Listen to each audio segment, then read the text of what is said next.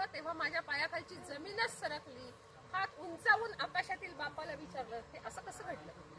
हात उंचावून आकाशातील बापाला विचारलं, हे असं कसं घडलं? सजीवांचा श्वास असलेल्या वायूला विचारलं, धरणी मातेला विचारलं, धीर गंभीर सागराला विचारलं, हे असं कसं घडलं? कौरव सभेतील षंडांसारखं साऱ्यांनीच मौन धरलं. कौरव सभेतील षंडांसारखं साऱ्यांनीच मौन धरलं.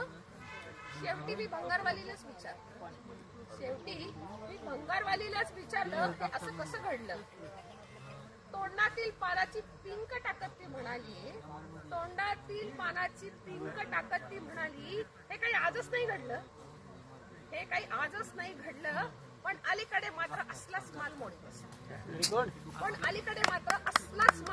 असतो. मी तिला विचारलं, याचं तुम्ही करता काय? कारण काय असतं, भंगार घेतलं की ते विकतात, पण सत्य कुठे विकलं जातं?